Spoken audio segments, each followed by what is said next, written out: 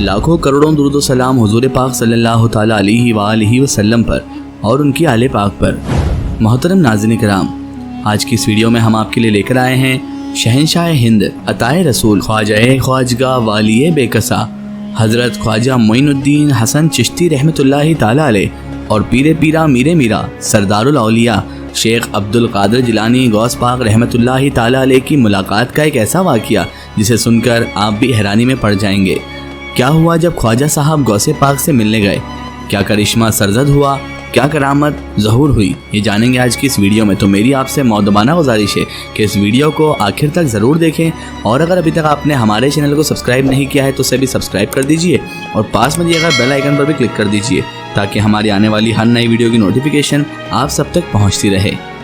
ناظرین محترم، سرکار خواجہ خواجگاہ والی بے کسا شہنشاہ ہند المعروف غریب نواز رحمۃ اللہ تعالیٰ علیہ یعنی خواجہ صاحب اپنے پیر و مرشد خواجہ عثمان ہارونی رحمۃ اللہ علیہ کے دست حق پرست پر بیعت کرنے کے بعد بہت لمبے عرصے تک شدید عبادت کرتے رہے۔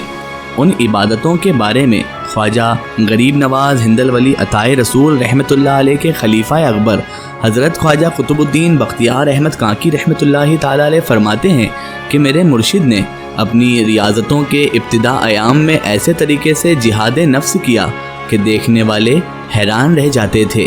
آپ نے ریاضت کا جو طریقہ اختیار کیا تھا، عارفانہ حقیقت کے گروہ میں اس کی مثالیں بہت کم ہی ملتی ہیں۔ یعنی کہ ناظرین محترم، سرکار غریب نواز جو عبادت ریاضت کرتے تھے اس کی مثالیں بہت کم ملتی ہیں۔ مسلسل 7 دن تک آپ سرکار خواجہ غریب نواز رحمۃ اللہ تعالیٰ علیہ روزہ رکھا کرتے تھے اور 5 مشکاس ٹکیا سے روزہ افطار کرتے، صرف ایک چادر اوڑا کرتے، اگر وہ پھٹ جاتی تو اسے اپنے ہاتھوں سے ہی سی لیا کرتے تھے۔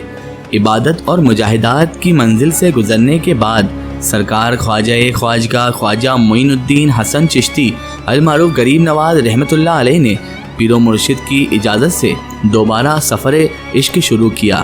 آپ رحمۃ اللہ علیہ سب سے پہلے دمشق کے راستے سے ہوتے ہوئے مکہ معظمہ یعنی مکہ شریف پہنچے۔ حج بیت اللہ کی سعادت مندی سے آپ مشرف ہوئے اور اس کے بعد پھر روضہ رسول تاجدار مدینہ حضرت محمد مصطفیٰ صلی اللہ علیہ وآلہ وسلم پر حاضری دینے کے لیے مدینہ منورہ میں تشریف لے گئے۔ مدینہ منورہ کے بعد اولیاء اکرام اور مشائخ اعظام کی زیارت کے لیے آپ سرکار غریب نواز ہند الولی عطائے رسول رحمۃ اللہ علیہ نے کئی ملکوں کا سفر کیا، جن میں سب سے اہم سفر بغداد شریف کا تھا۔ بغداد شریف کے سفر کے دوران خواجہ معین الدین حسن چشتی سنجری اجمیری رحمۃ اللہ تعالیٰ علیہ کی ملاقات حضرت شیخ نجم الدین کبریٰ رحمۃ اللہ علیہ سے ہوئی۔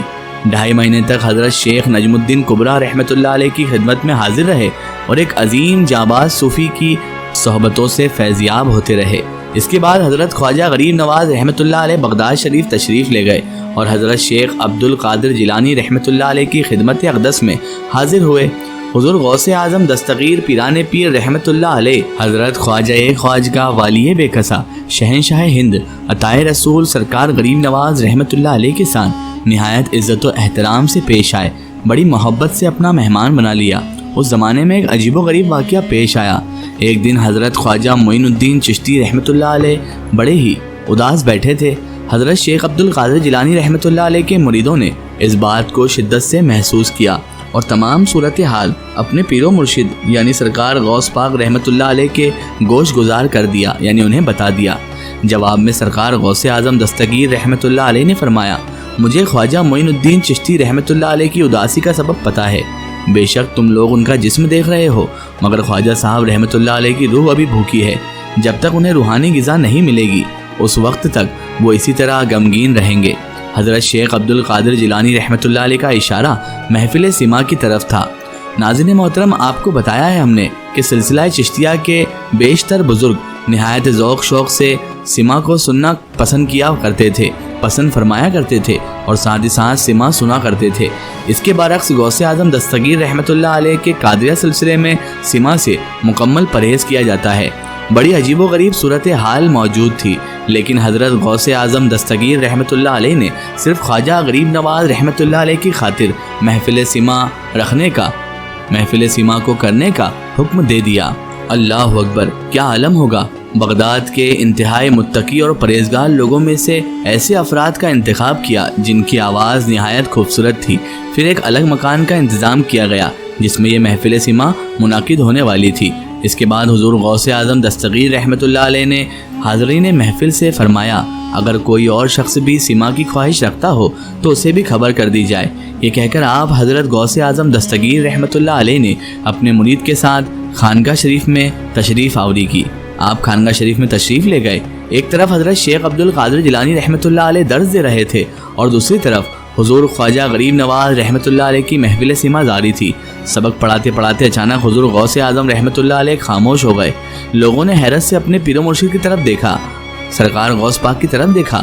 کچھ لمحوں کی خاموشی کے بعد حضرت شیخ عبد القادر جیلانی رحمۃ اللہ علیہ نے قریب رکھی ہوئی اپنی لاٹھی اٹھائی اور اس طرح زمین پر ٹیک دی جیسے آپ کسی چیز کو زمین میں گاڑ رہے ہوں۔ پوری محفل پر گہری خاموشی چھا گئی۔ محفل میں حاضر لوگوں نے اپنی زندگی میں پہلی بار حضرت شیخ عبد القادر جیلانی غوث اعظم رحمۃ اللہ علیہ کو اس حالت میں دیکھا تھا۔ جیسے جیسے وقت گزرتا جا رہا تھا حضرت شیخ عبد القادر جیلانی رحمۃ اللہ علیہ کے چہرے کی رنگت بدلتی جا رہی تھی۔ دیکھنے والے دیکھ رہے تھے کہ حضرت غوث اعظم دستگیر رحمۃ اللہ تعالی علیہ مسلسل اپنی لاٹھی پر دباؤ ڈال رہے تھے۔ ہر ذہن پریشان تھا اور ہر آنکھ حیران تھی، یہاں تک کہ غوث اعظم دستگیر سرکار رحمۃ اللہ علیہ کا چہرہ مبارک پوری طرح سے سرخ ہو گیا، یعنی لال ہو گیا۔ سب لوگ کانپنے لگے۔ حضرت شیخ عبد القادر جیلانی رحمۃ اللہ علیہ بہت دیر تک اسی کیفیت میں رہے۔ پھر دھیرے دھیرے آپ رحمۃ اللہ علیہ معمول پر آ گئے۔ حضرت غوث پاک رحمۃ اللہ علیہ نے اپنی لاٹھی ایک طرف رکھ دی اور لوگوں سے مخاطب ہو کر فرمایا، خواجہ معین الدین چشتی حالت وجد میں چلے گئے تھے۔ اس جاباز عاشق کو روکنا بہت مشکل تھا۔ اگر میں اس میں مداخلت نہ کرتا، انہیں نہ روکتا اور ان کے جذبے کی یہی کیفیت برقرار رہتی تو اس بات کا خطرہ تھا کہ آج بغداد کی زمین ہی الٹ جاتی۔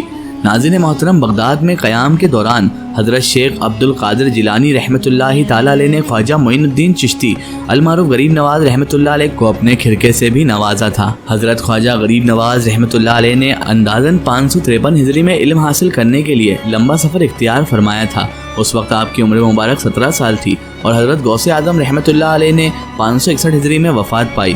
اس طرح اگر مہینے اور سال کا حساب لگایا جائے تو حضور غوث اعظم رحمۃ اللہ تعالی علیہ کے وصال کے وقت حضرت خواجہ صاحب غریب نواز رحمۃ اللہ علیہ کی عمر مبارک 25 سال تھی۔ اس طرح یہ بات ثابت ہو جاتی ہے کہ حضرت خواجہ معین الدین چشتی رحمۃ اللہ علیہ نے صرف 7 سال کے مختصر عرصے میں ہی تمام مذہبی اور دینی علوم میں مہارت حاصل کر لی تھی، اور یہ قدرت خداوندی کا ایک کرشمہ ہی تھا اور اس مرد مومن کی تربیت کا اہتمام تھا جسے آنے والے وقت میں ہندوستان کی سلطانی کے عہدے پر فائز کیا جانے والا تھا۔ بغداد کے بعد خواجہ معین الدین چشتی رحمۃ اللہ تعالی علیہ تبریز تشریف لے گئے۔ ان دنوں وہاں مشہور بزرگ خواجہ ابو سعید تبریز قیام فرما تھے۔ شیخ ابو سعید تبریزی رحمۃ اللہ علیہ بڑے پائے کے بزرگ تھے۔ ان کے فیوز و برکات کا یہ عالم تھا کہ ان کے ہزاروں مرید تھے، مگر 70 مرید ایسے تھے جن میں سے ہر ایک کو ولایت کا درجہ حاصل تھا۔ ان مرید میں حضرت شیخ جلال الدین تبریزی رحمۃ اللہ علیہ بھی شامل تھے، جنہیں شاید ہی کوئی شخص نہیں جانتا ہوگا۔ خواجہ معین الدین چشتی رحمۃ اللہ علیہ نے حضرت شیخ ابو سعید تبریزی رحمۃ اللہ علیہ کی خدمت میں بہت کم وقت گزارا، مگر چند دنوں کی یہ صحبت بھی اپنی تاثیر میں اکثیر کا درجہ رکھتی تھی۔ خواجہ معین الدین چشتی رحمۃ اللہ علیہ تبریز سے اصفہان تشریف لے آئے۔ وہاں اس وقت مشہور بزرگ حضرت شیخ محمود اصفہانی رحمۃ اللہ علیہ موجود تھے۔ خواجہ صاحب کچھ دنوں تک حضرت شیخ محمود کی صحبت سے فیضیاب ہوتے رہے۔ انہی دنوں میں آپ نے ایک نوعمر لڑکے کو دیکھا جو درویشوں سے نہایت عقیدت رکھتا تھا۔ حضرت خواجہ معین الدین چشتی رحمۃ اللہ علیہ کی آمد سے پہلے وہ لڑکا حضرت شیخ محمود اصفہانی رحمۃ اللہ علیہ کی ذات سے بہت زیادہ متاثر تھا۔ اس کی خواہش تھی کہ وہ حضرت شیخ محمود اصفہانی رحمۃ اللہ علیہ کے حلقۂ ردت میں شامل ہو جائے، مگر جب سے اس نے حضرت خواجہ معین الدین چشتی غریب نواز رحمۃ اللہ علیہ کو دیکھا تھا تو اس نے اپنا ارادہ بدل لیا، یہاں تک کہ جب آپ اصفہان سے رخصت ہوئے تو وہ بھی آپ کے ساتھ ساتھ ہو لیا۔ خواجہ معین الدین چشتی رحمۃ اللہ علیہ نے ایک دن لڑکے سے پوچھا، صاحبزادے آخر تمہیں کس چیز کی تلاش ہے؟ لڑکے نے عرض کیا، میں آپ کے ساتھ کے سوا کچھ بھی نہیں چاہتا، آپ کا ساتھ چاہتا ہوں۔ خواجہ غریب نواز رحمۃ اللہ علیہ نے اس لڑکے کو ٹالنے کے لیے فرمایا، میں تو خود فقیروں کی خدمت گزار کرتا ہوں، تمہیں بھلا میں کیا دے سکتا ہوں؟ اس لڑکے نے عقیدت مندانہ لہجے میں کہا، کچھ بھی صحیح، مگر مجھے اپنی خدمت کا موقع دے دیجیے، جس کو جو من میں آئے جو کہتا رہے، یہ اللہ جانے، مگر میرے شیخ تو آپ ہی ہیں۔ لڑکے کی عقیدت کا یہ عالم دیکھ کر خواجہ معین الدین چشتی رحمۃ اللہ علیہ انکار نہ کر سکے اور اسے اپنے دامن رحمت میں چھپا لیا۔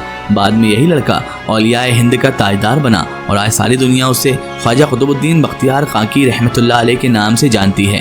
یہاں 2 سال تک آپ نے وعظ فرمایا اور ہزاروں انسانوں کو راہ راست پر لا دیا، راہ راست پر گامزن کر دیا۔ ناظرین محترم، سرکار غریب نواز رحمۃ اللہ تعالیٰ علیہ نے ایسے لوگوں کو اسلام کی دولت سے سرفراز فرمایا جنہوں نے کبھی ایمان تک کا لفظ بھی نہیں سمجھا تھا۔ اس کے علاوہ کئی لوگوں کا اسلام اور ایمان اتنا پکا اور مضبوط کر دیا کہ تا قیامت تک ان کی نسلیں آج بھی اسلام میں ہی پیدا ہو رہی ہیں۔ یہ سب اللہ تبارک و تعالیٰ کا فضل و کرم ہے اور سرکار معین الدین چشتی رحمۃ اللہ علیہ کی محنت و مشقت ہے کہ آج اسلام ہندوستان کے چپے چپے پر موجود ہے۔ واللہ عالم بالصواب۔ آخر میں اللہ تبارک و تعالیٰ سے یہی دعا ہے کہ اللہ پاک رسول خدا صلی اللہ علیہ وآلہ وسلم کے صدقے میں ہمیں بھی نیک راہ پر چلنے کی توفیق عطا فرمائے اور ہمیں ہر برے کام، ہر برے اعمال سے ہمیشہ بچائے رکھے اور ہمیں صراط المستقیم کے راستے پر چلنے کی توفیق اور رفیق عطا فرمائے۔ آمین ثم آمین۔ سو ناظرین، آپ کو یہ ویڈیو کیسی لگی کمنٹ سیکشن میں ضرور بتائیں اور ہمارے چینل کو سبسکرائب کرنا نہ بھولیں۔ اس ویڈیو کو زیادہ سے زیادہ شیئر کریں اور اسے تمام اولیاء کرام، تمام بزرگان دین کے چاہنے والوں تک ضرور پہنچائیں۔ سو پھر حاضر ہوتے ہیں آپ کے لیے ایک اور بہترین ویڈیو کے ساتھ، تب تک کے لیے خدا حافظ، السلام علیکم۔